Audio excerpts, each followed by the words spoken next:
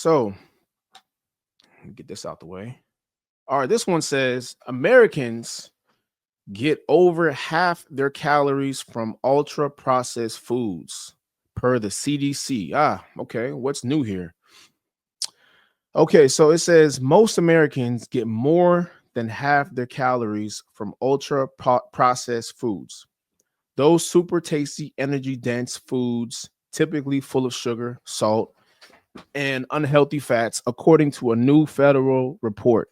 Nutrition research has shown for years that ultra processed foods make up a big chunk of the US diet, especially for kids and teens. Definitely agree.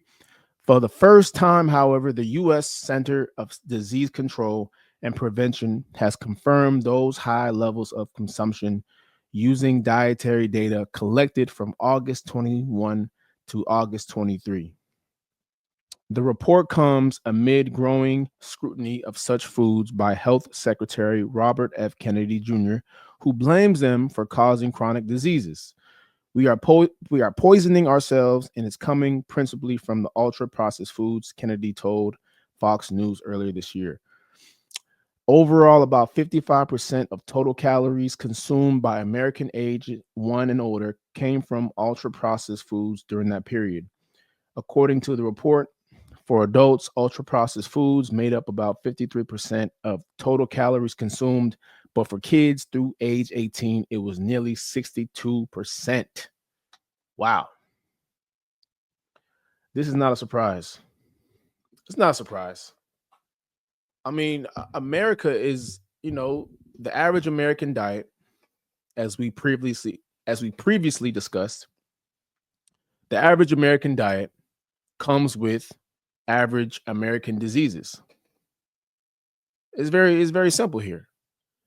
We don't get to this point in society where nearly half the population is overweight. We don't get here by eating clean foods. We don't get here by eating unprocessed foods. We don't get here by eating whole foods. No, we got here by eating ultra processed, high fructose corn syrup, refined sugars, and simple carbohydrates. This is how we got here. This is how we got fat and lack of exercise. So everything that was meant to move society forward, the iPhone, technology, now AI. What they don't say is a lot of these things are making us lazier. A lot of these things are making us fatter. But we think it's helping our society, and it is in certain ways, right? It's making things easier as far as, lightening the workload and just making tasks a lot faster and easier.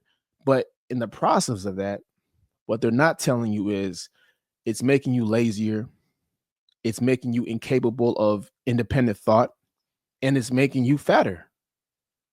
Because we already, as humans, are lazy species as it is. Humans are fairly lazy as a whole, right? We always take the path of least resistance. If there's an easier way to do things, we're gonna take that deal.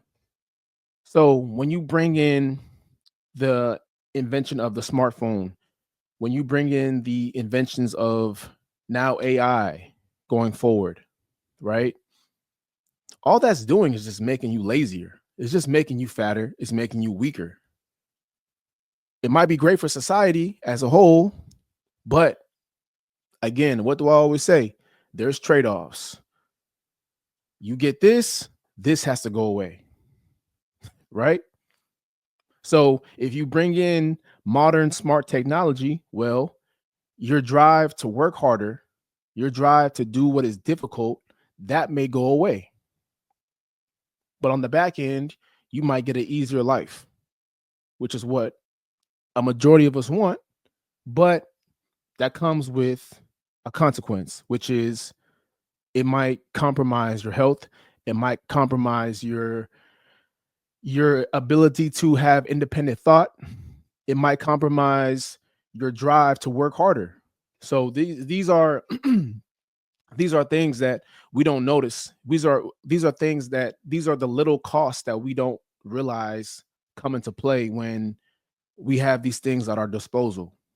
So going back to this article, yeah, I mean, fast food, processed food is very easy.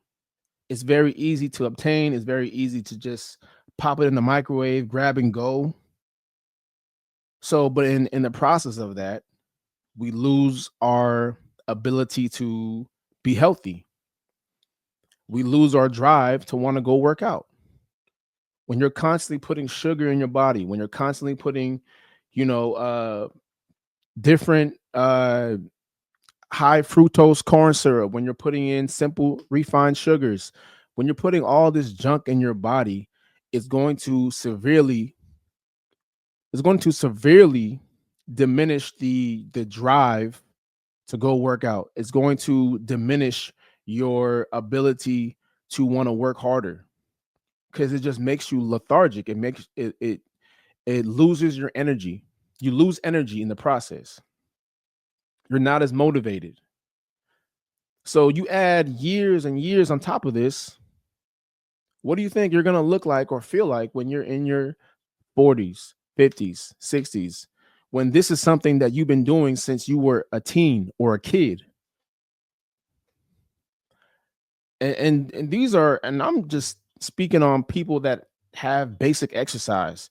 I'm not even speaking on the people that never did any type of sports growing up, never, never was active in their early years.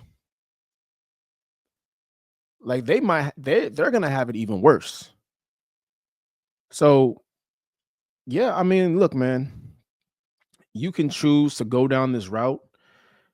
I always say choosing to do what's easy is good in the first in the short term. It feels good in the short term, and it might be beneficial, but in the long term, that's where you see the actual effects. That's where you see the real consequences of your decisions, of your habits. You see that on the back end.